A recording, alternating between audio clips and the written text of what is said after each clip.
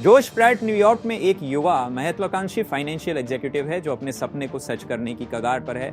एक multi billion dollar hedge fund में partner बनना। उसने इसके लिए अथक मेहनत की, अपनी निजी जिंदगी कुर्बान की और अब आखिरकार उसे इनाम मिलने वाला है। लेकिन जैसे ही वो अपनी प्रमोशन की खुशी में डूबता है, उसकी बनाई हुई दुनिया ताश के पत्तों की तरह बिखर जाती है। United states securities and exchange commission SEC उसके हेज फंड के प्रमुख पर इनसाइडर ट्रेडिंग की हाई प्रोफाइल जांच शुरू करता है, जिससे कंपनी से जुड़े हर शख्स पर संदेह की छाया पड़ जाती है। SEC की जांच तेज होने पर जोश के सीनियर्स उसे छुट्टी पर जाने के लिए कहते हैं, एक ऐसा कदम जो उसे सुर्खियों से दूर रखने और शायद मुसीबत से बचाने के लिए उठाया गया है। जोश हैरान और निराश है, लेकिन वो मान जाता है और थाईलैंड के बैंकॉक के लिए फ्लाइट लेता है। ये एक अस्थायी पलायन माना जाता है ताकि न्यूयॉर्क में हंगामा शांत हो जाए, लेकिन जोश को नहीं पता कि उसकी जिंदगी अब अराजकता की ओर बढ़ने वाली है। जोश बैंकॉक पहुंचता है, एक ऐसा शहर जो जिंदगी रंगों और खतरे से भरा है।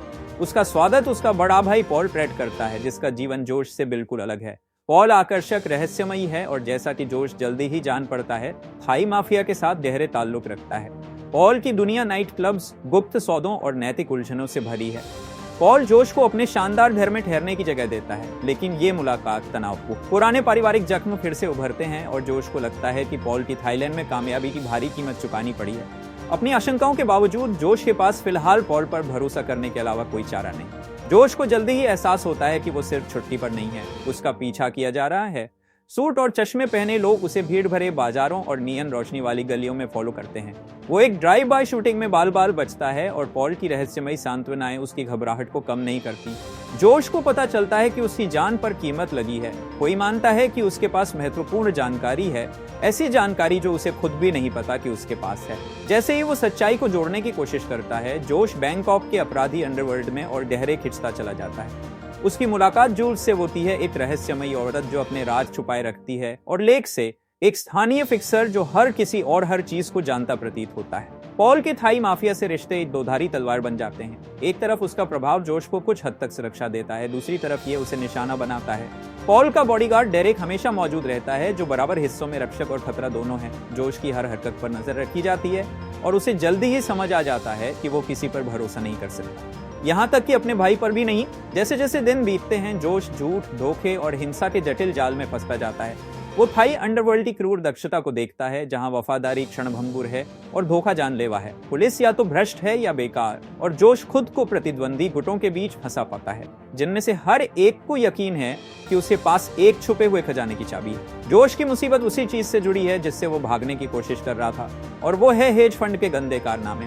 उसे बिना जाने फंड अंतरराष्ट्रीय अपराधियों के लिए, जिसमें थाई माफिया भी शामिल है, पैसे की हेराफेरी कर रहा है। न्यूयॉर्क में SEC की जांच ने एक चेन रिएक्शन शुरू कर दिया है और अब हर कोई जानना चाहता है कि जोश को क्या पता है और वो क्या खुलासा कर सकता है। पॉल अपने ओन इंटरेस्ट की रक्षा के लिए बेताब जोश पर माफिया के साथ सहयोग करने का दबाव डालता है, लेकिन जोश मोहरे की तरह इस्तेमाल होने से इनकार करता है। जूल्स की मदद से वो साजिश को सुलझाने लगता है, रहस्यमयी बातचीत, छुपी हुई फाइलों और कोडेड मैसेजेस से सुराग जोड़ता है। जितना ज्यादा वो जानता है, उसकी स्थिति उतनी ही खतरनाक होती जाती है। तनाव चरम पर पहुंचता है जब जोश कई हत्या के प्रयासों का निशाना बनता है। वो एक कार बम से बाल बाल बचता है, एक भीड़ भरे नाइट क्लब में गोलीबारी से जिंदा निकलता है और बैंकॉक की भूल भुलैया जैसी गलियों में पीछा किए जाने से बचता है।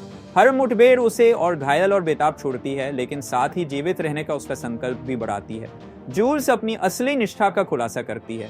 वो एक अंडरकवर एजेंट है जो माफिया को ध्वस्त करने के लिए काम कर रही है। वो जोश से उस पर भरोसा करने की गुजारिश करती है, वादा करती है कि अगर वो अपराधियों को सजा दिलाने के लिए जरूरी सबूत देगा तो वो उसे बचने में मदद कर सकती है।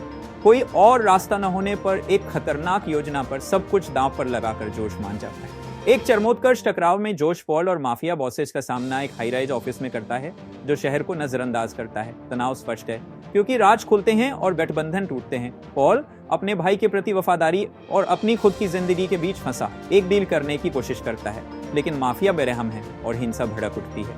जोश और जूल्स अपनी बुद्धि और जो भी हथियार मिलते हैं उनका इस्तेमाल कर बाहर निकलने की जंग लड़ते हैं। इस अराजकता में पॉल बुरी तरह घायल हो जाता है और जोश को बचने का मौका देने के लिए अपनी जान कुर्बान कर देता है, जैसे ही पुलिस आखिरकार कार्रवाई करती है। जूल्स के सबूतों की बदौलत माफिया लीडर्स को गिरफ्तार कर लिया जाता है और अपराधी साम्राज्य ढहने लगता है।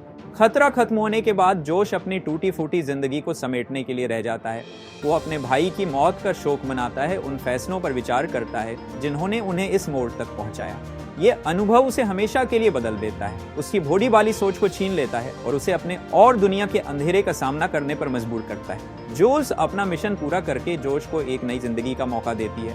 वो न्यूयॉर्क लौट सकता है, अपराधियों के खिलाफ गवाही दे सकता है और सिस्टम का शोषण करने वालों के लिए इंसाफ लाने में मदद कर सकता है। या वो गायब हो सकता है, नया शुरू कर सकता है और अतीत को पीछे छोड़ सकता है।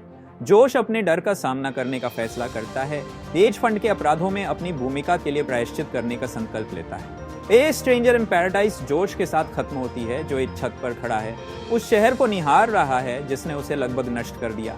वो अब वो भोला भाला युवा एग्जीक्यूटिव नहीं है जो बैंकॉक पहुंचा था, बल्कि एक ऐसा इंसान है जो कठिनाइयों और नुकसान से तपकर निकला है। जिस स्वर्ग की उसे तलाश थी वो एक भ्रम था, लेकिन इसके खतरों से बचकर उसने कुछ हद तक मुक्ति पा ली है। फिल्म एक स्पष्ट नोट पर खत्म होती है। जोश का भविष्य अनिश्चित है, लेकिन वो ईमानदारी से जीने का संकल्प लेता है, अब न तो खुद के लिए और न ही अपने आसपास की दुनिया के लिए अनजान।